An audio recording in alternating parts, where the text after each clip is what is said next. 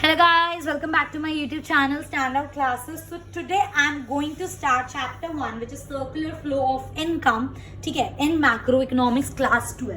ठीक है, start करते हैं चैप्टर डायरेक्ट, तभी पता चलेगा है क्या क्या है, कभी सुना नहीं है क्या होता है circular flow of income. Topic पढ़ के तो बस इतना समझ आ रहा है कुछ सर्कल में फ्लो कर रही है इनकम, कैसे कर रही है वो पढ़ना है. ठीक है, हमें ये बात पता है, हमने ये बात 11th में पढ़ी है दैट अनलिमिटेड वांट्स होती हैं ह्यूमन बींग्स की. ये हम लोगों ने 11th में डिटेल में पढ़ा. इकोनॉमिक प्रॉब्लम याद होगा माइक्रो इकोनॉमिक्स में कि ह्यूमन की क्या होती है, unlimited wants, unlimited desires, unlimited needs. एक खत्म हुई दूसरी आ जाती है, दूसरी खत्म हुई तीसरी आ जाती है. ठीक है, क्योंकि ह्यूमन बींग्स की अनलिमिटेड वांट्स होती है इसलिए जो आपका प्रोडक्शन प्रोसेस है वो कॉन्टिन्यूस हो गया. भाई वांट्स खत्म ही नहीं हो रही तो प्रोडक्शन भी तो करते रहनी पड़ेगी ना. कितने सारे लोग रहते हैं अर्थ के ऊपर, इतने सारे लोगों की इतनी सारी अनलिमिटेड वांट्स, प्रोडक्शन तो हम रोक ही नहीं सकते. इसलिए क्योंकि ह्यूमन बींग्स की अनलिमिटेड वांट्स है, हम क्या, हमारी प्रोडक्शन क्या है, कॉन्टिन्यूअस प्रोडक्शन है. आई बात समझ? ठीक है, ओके. अच्छा, पहली चीज तो ये. दूसरी चीज हमने ये भी क्लास 11th में पढ़ा है, फैक्टर्स ऑफ प्रोडक्शन क्या होता है, लैंड, लेबर, कैपिटल, एंटरप्रेन्योरशिप, है ना. Factors of production is basically वो चीजें जो आपको प्रोडक्शन करने में हेल्प करती हैं. और हमने 4 फैक्टर्स ऑफ प्रोडक्शन पढ़े थे विच is land, labour, capital, entrepreneur या एंटरप्राइज, कुछ भी बोल लो. ठीक है, अब जब फैक्टर ऑफ प्रोडक्शन की हमने इनकम्स भी पढ़े थे, सबसे फर्स्ट चैप्टर पढ़ा है यार माइक्रो इकोनॉमिक्स का. अगर किसी बच्चे ने नहीं पढ़ा तो मेरी 11th की वीडियो देख सकते हो, उसके अंदर डिटेल में एक्सप्लेन है अनलिमिटेड वांट्स क्या होता है, फैक्टर्स ऑफ प्रोडक्शन क्या होते हैं, उन्हें इनकम क्या होते हैं. उसमें चली जाऊंगी तो आगे पढ़ाऊंगी कैसे, समझ रहे हो मेरी बात. तो ये आपको पता होना चाहिए कि वांट्स अनलिमिटेड होते हैं. हमारे 4 फैक्टर्स ऑफ प्रोडक्शन होते हैं, लैंड, लेबर, कैपिटल, एंटरप्रेन्योर. और इनको हम जब ये हमारे लिए काम कर रहे हैं, हमारी हेल्प कर रहे हैं प्रोडक्शन में, तो हम इनको रिटर्न में क्या देते हैं. लैंड में एज अ इनकम रेंट होती है, लेबर में एज अ इनकम वेज होती है, कैपिटल में एज अ इनकम इंटरेस्ट होती है और एंटरप्राइज में एज अ इनकम प्रॉफिट होती है. ठीक है, तो ये सब चीजों की डिटेल में मैं नहीं जा रही हूँ कि लैंड में रेंट क्यों होता है, लेबर में वेजेस क्यों होती है, वेजेस सैलरी में क्या फर्क होता है. मैं अज्यूम कर रही हूँ कि आप लोग 12th में हो, 11th में ये चीज आप डिटेल में पढ़कर आए हो. बाय चांस अगर आप नहीं आए हो, अगर आपको नहीं पता है क्या होता है, कमेंट करके आप इजीली मुझसे ये चीज पूछ सकते हो. I will definitely answer your queries. ठीक है, तो बैक टू द टॉपिक. हमारे ह्यूमन बींग्स के वांट्स क्या होते हैं, अनलिमिटेड होते हैं. क्योंकि वांट्स अनलिमिटेड है इसलिए प्रोडक्शन प्रोसेस को क्या होना पड़ता है, कॉन्टिन्यूअस, ताकि हम ह्यूमन बींग्स के अनलिमिटेड वांट्स को सेटिस्फाई कर सकें. अब जब हम प्रोडक्शन कर रहे हैं, प्रोडक्शन किसकी मदद से करेंगे, 4 चीजों की मदद से, which is land, labour, capital, entrepreneur. ठीक है, so firm produces goods and services using factors of production. खुद सोचो, लैंड नहीं होगा या फिर लेबर नहीं होगी या फिर कैपिटल या फिर एंटरप्रेन्योर, इनमें से कोई भी चीज एक एब्सेंट हुई तो आप क्या अपनी प्रोडक्शन कर सकते हो, नहीं कर सकते. लैंड चाहिए भाई फैक्ट्री खड़ी करने के लिए, लेबर चाहिए फैक्ट्री में काम करने के लिए, कैपिटल चाहिए फैक्ट्री को शुरू करने के लिए, एंटरप्रेन्योर चाहिए फैक्ट्री को देख रेख करने के लिए, सुपरवाइज करने के लिए. ठीक है, सो एक फर्म अगर अपना प्रोडक्शन प्रोसेस कर रही है तो वो क्या यूज करती है, फैक्टर्स ऑफ प्रोडक्शन यूज करती है. अब फॉर एग्जाम्पल मेरी फैक्ट्री मैंने रेंट पे ले रखी है, लैंड जिसपे मैंने अपनी फैक्ट्री बनवाई है वो रेंट पे ले रखा है. ठीक है, तो मुझे उसका क्या देना पड़ेगा, रेंट देना पड़ेगा. जो लेबर मेरी फैक्ट्री में काम कर रहे हैं मुझे उनको क्या देनी पड़ेगी, वेजेस देनी पड़ेंगी. कैपिटल जो मैंने लगाई है, जो लोगों ने बिजनेस में मेरे कैपिटल लगाई है, मुझे उन पे क्या देना पड़ेगा, उनको इंटरेस्ट देना पड़ेगा. और खुद एज अ एंटरप्रेन्योर अगर मैं मैनेज कर रही हूँ तो इनको दे के जो भी कुछ बचेगा वो प्रॉफिट वो क्या होगा, मेरा. ये सारा 11th का कॉन्सेप्ट है. ठीक है, सो बेसिकली हम पे करते हैं क्योंकि ये फैक्टर्स ऑफ प्रोडक्शन हमें प्रोडक्शन में हेल्प करते हैं, तो हम इनको रिटर्न में क्या देंगे, लैंड को हम क्या देते हैं, रेंट, लेबर को हम क्या देते हैं, वेजेस, कैपिटल पे हम क्या देते हैं, इंटरेस्ट, और एंटरप्रेन्योर को क्या मिलता है, profit. So pay them in the form of rent, wages, interest and profit. ठीक है, अब खुद सोचो, लैंड मतलब किसी ओनर से आपने लैंड को रेंट पे लिया, आप उसको रेंट दे रहे हो तो वो तो उसकी इनकम हुई. लेबर ने काम करा, आपने उनको वेजेस दी तो वो तो उसकी इनकम हुई. किसी ने कैपिटल इन्वेस्ट करा है आपकी फैक्ट्री में और आप उस पर उसको इंटरेस्ट दे रहे हो तो वो उस बंदी की जिसने कैपिटल इन्वेस्ट करी उसकी इनकम हुई. एंटरप्रेन्योर एज एंटरप्रेन्योर में काम करी तो जो भी प्रॉफिट होगा वो मेरी क्या होगी, इनकम. और लोग इनकम क्यों अर्न करते हैं, अपने नीड्स को पूरा करने के लिए, अपने शौक को पूरा करने के लिए। So then these household का मतलब कौन हो गया, ये लैंड जिससे आपने रेंट पे लिया था, लेबर, कैपिटल जिसने इन्वेस्ट करी, एंटरप्रेन्योर, वो सारे लोग जब उनको उनकी चीजें रेंट, वेजेस, इंटरेस्ट, प्रॉफिट, उनकी इनकम अर्न हो जाएगी तो वो इसको स्पेंड करेंगे। ऑब्वियसली बात है, इनकम घर में तिजोरी में रखने के लिए तो अर्न नहीं करी, तो हम उसको जब वो अर्न कर लेते हैं हम इनकम, तो हम उसको क्या करते हैं, खर्च करते हैं। और जब हम उस इनकम को खर्च करते हैं तो वापस किस में चली जाती है, इकोनॉमी में। नहीं समझ आए कोई बात नहीं, 2 मिनट और को पूरा ढंग से समझ आएगा। So then these household spend the money of consumption. इतना तो समझ आ गया ना कि वॉन्ट्स अनलिमिटेड होती है, क्योंकि वॉन्ट्स अनलिमिटेड तो हमारा जो प्रोडक्शन प्रोसेस है वो क्या है, कॉन्टिन्यूस है। अब अगर हमें प्रोडक्शन करनी है तो हमें किन चीजों की जरूरत है, लैंड, लेबर, कैपिटल, एंटरप्रेन्योर। अब ये अगर मेरी प्रोडक्शन में हेल्प कर रहे हैं तो मैं लैंड जिससे मैंने रेंट पे उसको क्या दूंगी, रेंट दूंगी, लेबर्स को मैं उनकी वेजेस दूंगी, कैपिटल इन्वेस्टर को मैं उसको इंटरेस्ट दूंगी, और जो एंटरप्रेन्योर जो कि मैं खुद हूँ, मैं एज अ इनकम अपनी क्या लूंगी, प्रॉफिट लूंगी। अब इस इनकम का हम लोग करेंगे क्या, तिजोरी में थोड़ी रखना है, खर्च करेंगे भाई, अपनी नीड्स फुलफिल करेंगे, अपने शौक पूरे करेंगे। तो जब हमें वो इनकम मिली, एक तो ये हो गया कि प्रोडक्शन प्रोसेस से हमें वो इनकम मिली, ठीक है, अब हमें इनकम मिल गई, वाइज इनकम। अब उस इनकम को मैं वापस खर्च कर रही हूँ, किसमें, इकोनॉमी में। ठीक है, बस इतना समझो अभी। अब आगे आ जाओ, अभी आगे और समझ आएगा। अब मैं इसी चीज को रिलेट करने वाली हूँ सर्कुलर फ्लो ऑफ इनकम से। ठीक है, क्या होता है ये, basically it refers to a cycle. ये एक ऐसी साइकिल है आपकी, ठीक है, जिसके अंदर इस वाले डायग्राम को देखो पहले, प्रोडक्शन प्रोसेस। जब हम प्रोड्यूस कर रहे हैं तो हम अपनी इनकम क्या कर रहे हैं, जनरेट कर रहे हैं। कैसे, मैं अगर प्रोडक्शन कर रही हूँ, मैं सेल करने के लिए तो प्रोड्यूस कर रही हूँ, तो जो मैं प्रोड्यूस करूंगी एक तरह से मैं अपनी इनकम जनरेट कर रही हूँ। तो जो प्रोड्यूस करके सेल करके मेरे पास इनकम आएगी, उसमें से मैं लैंड का रेंट दूंगी, उसमें से मैं लेबर को वेजेस दूंगी, उसमें से मैं कैपिटल पे इंटरेस्ट दूंगी, और उसमें से मैं फिर खुद अपना बचा कुचा प्रॉफिट रखूंगी। तो फर्स्ट स्टेज हो गया प्रोडक्शन प्रोसेस, जहाँ पे मैं इनकम को जनरेट कर रही हूँ। फिर सेकंड में मैं इस इनकम को डिस्ट्रीब्यूट कर रही हूँ। यहाँ पे मेरे पास इनकम आ गई, मैंने प्रोड्यूस करा, सेल करा, इनकम आ गई मेरे हाथ में। अब डिस्ट्रीब्यूट, लैंड वाले, अगर मैंने रेंट पे लिया तो मैं लैंड को रेंट, जो ओनर है जिसने मैंने लैंड को रेंट पे लिया है, मैं उससे रेंट दूंगी उसे। मैं अपने लेबर को क्या दे रही हूँ, वेजेस पे कर रही हूँ उनके काम करने के लिए। मैं अपने कैपिटल इन्वेस्टर्स को इंटरेस्ट दे रही हूँ, और फिर जो कुछ बच रहा है मैं एज अ प्रॉफिट रख रही हूँ। तो मैंने इनकम को क्या कर दिया, डिस्ट्रीब्यूट। अब उनके हाथ में इनकम आ गई, वो तिजोरी में थोड़ी ना रखना है। देन आता है हमारा एक्सपेंडिचर फेज। अब जिनके हाथ में इनकम आ गई, वेज जो लेबर था वो अपने हिसाब से अपनी इनकम को खर्च करेगा। जो मैं हूँ एंटरप्रेन्योर, मैं खुद अपने हिसाब से अपनी इनकम को खर्च करूंगी। जिसको मैंने रेंट दिया है वो अपने हिसाब से अपनी इनकम को खर्च करेगा। अब जब वो इनकम खर्च करेगा वो वापस किसके अंदर आ गई, इकोनॉमी में ही तो आ गई। एक तरह से उससे इनकम मिली, फिर उसने वो इनकम खर्च करी। जब इनकम उसने खर्च करी, अब खुद सोचो, यहाँ पे मैंने क्या बोला कि हम प्रोडक्शन कर रहे हैं, हम सेल कर रहे हैं, सेल करके जो पैसा आ रहा है उसको हम डिस्ट्रीब्यूट कर रहे हैं। सही बात, बिल्कुल अग्री करोगे। अब यहाँ पे जब मैं खर्चा कर रही हूँ, मतलब मैं कुछ खरीद रही हूँ। मैं जब कुछ खरीद रही हूँ तो इसका मतलब जिसने वो चीज प्रोड्यूस करी होगी उसको वो पैसे मिले। अब वो जो उसको पैसे, अब देखो वापस इसी पे आ गए, वो पैसे मिल गए। अब उन पैसों में से वो इनकम डिस्ट्रीब्यूट करेगा। अब जिसको इनकम मिल गई वो उसको खर्च करेगा, वो उसको खर्च करेगा। खर्च का मतलब वो कुछ खरीद रहा है, खरीदेगा किससे, जिसने वो चीजें प्रोड्यूस करी है। अब जब वो चीज प्रोड्यूस हो गई, वो खरीद गई, तो उनको पैसे मिल गए, मतलब उनकी इनकम जनरेट हो गई ना। खर्च करने का मतलब है खर्च कर दी। अब जब आप खर्च कर रहे हो तो किसी की इनकम जनरेट हो रही है, और वो फिर आगे उसको फर्दर फिर से डिस्ट्रीब्यूट कर रहा है। 110% ये चीज समझ आ गई हुई। इसको बोलते हैं सर्कुलर फ्लो ऑफ इनकम। ठीक है, so it refers to a cycle.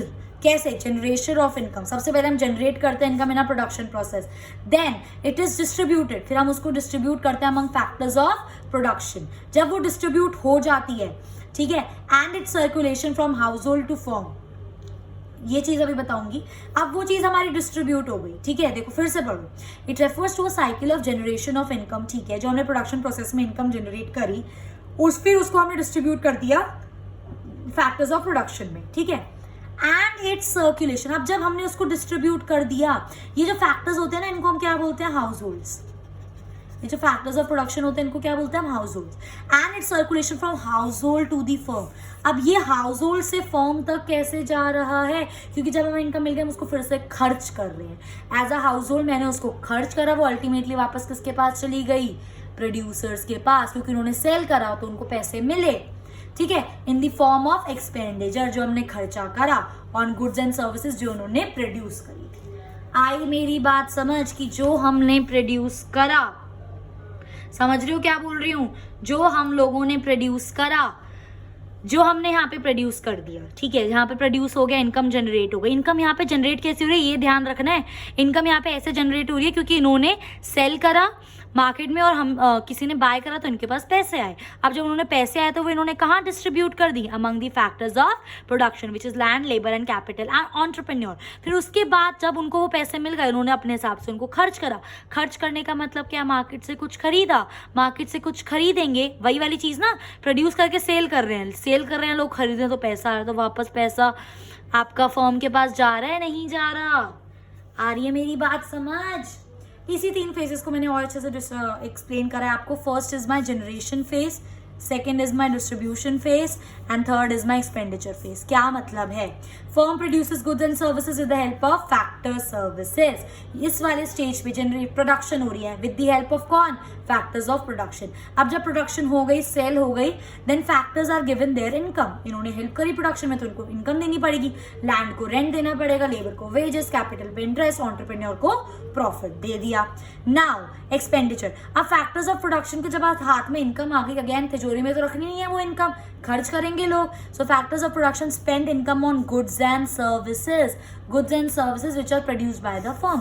कोई भी फर्म हो सकती है यार, किसी भी फर्म ने डिफरेंट गुड्स, कितनी सारी मार्केट में चीजें होती हैं, डिफरेंट चीजें लोग खरीदते हैं। तो जब हम खरीद रहे हैं तो एक तरीके से वो पैसा वापस फर्म के पास ही तो जा रहा है, हम उनसे ही तो खरीद रहे हैं। समझ रहे हो ना मेरी बात? ठीक है, तो ये होता है मेरा सर्कुलर फ्लो। कैसे प्रोड्यूस हुआ, कैसे डिस्ट्रीब्यूट हुआ, फिर वापस हमने खर्चा करा तो पैसा वापस इकोनॉमी में कैसे आ गया।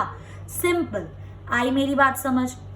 ठीक है, एक क्वेश्चन लगेगा ही लगेगा इसमें से 3 नंबर का, पहली बता रही हूँ मैं तुम्हें। ठीक है, नेक्स्ट मेरा टॉपिक आता है स्टॉक क्या होता है और फ्लो क्या होता है। बहुत ज्यादा आसान बात है, बस एक छोटा सा फर्क होता है। स्टॉक जब भी आप मेजर कर रहे हो, स्टॉक का मतलब क्या होता है? जब आपके पास ऑलरेडी किसी चीज का स्टॉक पड़ा हो। फॉर एग्जाम्पल मेरे बुक शॉप है मेरी, तो मैं बुक्स का स्टॉक पड़ा है सेल करने के लिए। ठीक है, बस ये याद रखना, स्टॉक को हम एक पर्टिकुलर पॉइंट पे मेजर करते हैं। ठीक है, फॉर एग्जाम्पल मैंने बोला कि 31 जैन 2019 में मेरे गोडाउन में 100 बुक थी, तो वो मेरा स्टॉक है। ठीक है, एक पर्टिकुलर टाइम पर कितनी बुक है वो मेरा स्टॉक है। फ्लो क्या होता है? Flow is measured with a period of time, कि 1 महीने में मैंने कितनी बुक्स प्रोड्यूस करी। 1 महीने में एक टाइम लिमिट हो गया ना। ठीक है, ये पर्टिकुलर पॉइंट ऑफ टाइम पे नहीं होता, एक टाइम पीरियड पे होता है। So goods produce during the month 31 Jain, मतलब देखो 31 जैन 2019 पे मैंने पूरे महीने में कितनी बुक्स प्रोड्यूस करी, वो मेरा फ्लो है। पर at the end of the month 31 Jain में मेरे पास कितनी बुक थी टोटल, वो मेरा स्टॉक है। आई मेरी बात समझ? सिंपल सा कॉन्सेप्ट। इसको करते हैं at particular point of time और इसको करते हैं विद रेफरेंस टू टाइम। उसी बेस पे मैंने आपको एक छोटा सा आपका डिफरेंस करा है, that they are measured at a particular point of time and they are measured with over a period of time. ठीक है, it is not related to time, जैसे कभी मैंने एग्जांपल दिया आपको, and it is related to time, है ना। Books हमने पूरे महीने प्रोड्यूस करी, कितनी प्रोड्यूस करी, लास्ट डे पर कितनी बुक्स थी टोटल, वो मेरा स्टॉक है। राइट, तो it is a static concept. Static का मतलब फिक्स्ड, मतलब स्टैटिक फिक्स बोल लो या एक पर्टिकुलर नंबर बोल लो। क्या बोल सकते हो आप? एक पर्टिकुलर नंबर बोल सकते हो। कैसे? फॉर एग्जाम्पल 31 जैन 2019 को मेरे गोडाउन में 100 बुक्स पड़ी थी, तो मेरे को एक स्टैटिक एक नंबर नहीं मिल गया कि 100 बुक पड़ी है, वो मेरा स्टॉक है। ठीक है, सिमिलरली नेक्स्ट आता है मेरा, it is a dynamic concept, keeps on changing. हो सकता है पूरे जनवरी में, 1 महीने में मैंने 10 बुक प्रोड्यूस करी हो सकता है अगले महीने मैंने 20 बुक्स प्रोड्यूस करी हो, तो ये चीज चेंज हो सकती है। पर जब आप एक पर्टिकुलर दिन पे चेक कर रहे हो वो तो चेंज नहीं होगा ना, जितना आपने देखा उतना ही रहेगा स्टॉक। पर ये dynamic means change, it is a changing concept, ये चीज आपकी चेंज होती रहेगी। आई मेरी बात समझ? ठीक है, सो ये छोटा सा कॉन्सेप्ट था हमारा स्टॉक और फ्लो का। इसके बाद हमारा नेक्स्ट कॉन्सेप्ट आता है गाइस, रियल फ्लो क्या होता है और मनी फ्लो क्या होता है। ध्यान से समझेंगे, इंपॉर्टेंट चीज है पर बहुत ईजी चीज है। देखो मैंने आपको क्या बताया था, मैंने एक साइकिल बताई थी आपको। ठीक है, उसके अंदर हम लोगों ने क्या पढ़ा था, उसके अंदर ध्यान से समझना, एक और साइकिल मैं आपको बता रही हूँ। ठीक है, ध्यान से समझना। देखो ये है मेरी फर्म और ये है मेरा हाउस, मतलब फैक्टर्स ऑफ प्रोडक्शन। ठीक है, अब क्या हुआ, हाउस होल्ड ने फर्म को क्या प्रोवाइड करे, factors of production. House hold समझ लो या सोसाइटी समझ लो, चलो एक सोसाइटी ने फर्म को क्या प्रोवाइड करा, लैंड, लेबर, कैपिटल, एंटरप्रेन्योर, जिससे वो अपनी प्रोडक्शन कर सके। फर्म ने इन रिटर्न हाउस होल्ड को क्या दिया, गुड्स एंड सर्विसेज प्रोड्यूस कर। आई मेरी बात समझ? तो इसको बोलते हैं रियल फ्लो, जिसके अंदर आपका कोई पैसों का लेना देना नहीं है। अभी इन्होंने सीधा सोसाइटी या हाउस होल्ड ने फर्म को क्या प्रोवाइड करा, factors of production which is land, labour, capital and entrepreneur. आई मेरी बात समझ? और इन रिटर्न फर्म ने हाउस होल्ड को क्या प्रोड्यूस करके दिए, goods and services. So this is my real flow. आ रही है मेरी बात समझ? This is my real flow. ठीक है, कैसे? देखो, when factor services from household to firm, मतलब हाउस होल्ड ने फर्म को क्या दी अपनी, देखो यहाँ पे बना हुआ है मैंने, फैक्टर्स ऑफ प्रोडक्शन। ये हाउस होल्ड है, ये फर्म है। हाउस होल्ड ने फर्म को क्या दिया, factors of production and goods and services from firm to household. और फर्म ने हाउस होल्ड को क्या दिया, गुड्स एंड सर्विसेज। तो इसको बोलते हैं रियल फ्लो, जिसके अंदर इनकम का कोई लेना, पैसों का कोई लेना देना नहीं होता। ठीक है, अब अगर मैं इसी चीज में ये कर दूं गाइस, इसी चीज में मैं ये कर दूं, ये था मेरा रियल फ्लो। अब ध्यान से समझना, फैक्टर्स ऑफ प्रोडक्शन, अब फर्म गुड्स एंड सर्विसेज दे रही है, पैसों के टर्म में वो उनको क्या देगी, क्या देगी, उनकी पेमेंट्स, लैंड को रेंट, लेबर को वेजेस, कैपिटल को इंटरेस्ट, एंटरप्रेन्योर को प्रॉफिट, फर्म देगी लेबर को। और लेबर को जब वो पेमेंट, मतलब हाउस होल्ड या सोसाइटी को जब वो पेमेंट मिल जाएगी, तो वो इन रिटर्न फर्म को क्या देंगे, कंजम्पशन एक्सपेंडिचर, मतलब वो खर्च करेंगे ना, पैसा खर्च करेंगे तो वापस पैसा किस में आ जाएगा, इकोनॉमी में आ जाएगा। तो ये वाला जो मैंने ग्रीन से मार्क करा है, इसके अंदर पैसों का लेना देना है। इन्होंने यहाँ पे पेमेंट दिया फर्म ने, और इन्होंने यहाँ पे उस पैसे को खर्च करा है, इसलिए वो वापस इनके इकोनॉमी में आ गया। तो इसको बोलते हैं मनी फ्लो, जिसमें एक्चुअली मनी फ्लो कर रहा है। फ्लो ऑफ फैक्टर पेमेंट्स, देखो फैक्टर पेमेंट फ्लो कर रही है। फैक्टर पेमेंट, ये फर्म है, ये हाउस होल्ड, फर्म से हाउस होल्ड के पास क्या गई, पेमेंट्स गई। सिमिलरली हाउस होल्ड से फर्म के पास, हाउस होल्ड ने वो पैसा खर्च करा, एक्सपेंडिचर करा। So and consumption expenditure from household to firm. आ रही है बात समझ? हाउस होल्ड से फर्म ने उसको खर्चा करा। तो वो फ्लो जिसके अंदर आपका पैसों का लेना देना हो, उसको बोलते हैं मनी फ्लो। वो फ्लो जिसके अंदर सिर्फ देखो फैक्टर्स ऑफ प्रोडक्शन दिए, रिटर्न में गुड्स एंड सर्विसेज मिली, उसको क्या बोलते हैं हम, रियल फ्लो। इसको रियल फ्लो को फिजिकल फ्लो बोला जाता है, क्योंकि पैसों का लेना देना नहीं होता। इसको नॉमिनल फ्लो बोलते हैं, क्योंकि इसके अंदर पैसों का लेना देना होता है। रियल फ्लो में हम एक्चुअली मेजर कर सकते हैं कि इकोनॉमी कितना ग्रो कर रही है, कितने फैक्टर्स ऑफ प्रोडक्शन है, एक फर्म कितना गुड्स एंड सर्विसेज प्रोड्यूस कर पा रही है। तो उसके बेस पर हम डिफाइन कर सकते हैं कि हमारी इकोनॉमी ग्रो कर रही है नहीं कर रही। और इसमें मेनली हम क्या करते हैं, एक्सचेंज ऑफ मनी। वो उनको पेमेंट देते हैं, जब उनको पेमेंट मिलती है वो उसको खर्च करते हैं, तो एक तरह से पैसा आ रहा है और इसी बेस पे मैंने आपको यहाँ पे डिफरेंस करा है। It involves flow of goods and services, it involves flow of money. ठीक है, इसको हम फिजिकल फ्लो क्यों बोलते हैं, क्योंकि एक्चुअली फिजिकल में चीजें जा रही हैं, फैक्टर्स ऑफ प्रोडक्शन जा रहे हैं, गुड्स एंड सर्विसेज जा रहे हैं। और यहाँ पर नॉमिनल फ्लो, क्योंकि पैसा फ्लो कर रहे हैं। समझे मेरी बात? बार्टर सिस्टम, बार्टर सिस्टम में क्या होता था, पैसे को कोई लेना देना नहीं होता। अगर आप कुछ गुड्स ले रहे हो तो आप रिटर्न में कुछ गुड्स ले रहे हो, तो वहां पे कुछ डिफिकल्टी हो सकती है। बार्टर सिस्टम की तरह ही तो हो गया कि मैं यहाँ पर उनको factors of production, land, labour, capital, goods दे रही हूँ, एक तरह से मुझे गुड्स ही मिल रहे हैं, है ना। तो यहाँ पे बार्टर सिस्टम वाली डिफिकल्टी आ सकती है, पर इसके अंदर नहीं आएगी, क्योंकि पैसा दे रहे हैं, पैसा ले रहे हैं, पैसा हर जगह एक्सेप्टेबल है। So there is no difficulty as there is exchange of money. I hope guys ये कॉन्सेप्ट आपको बिल्कुल अच्छे से समझ आ गया होगा। I am damn sure about it. If you have any doubt please do comment and ask me freely, ठीक है। And if you like my video please do like, share and subscribe, and thanks for watching. I will be uploading a very important concept from exam point of view in my next video related to this chapter. So keep watching. Bye.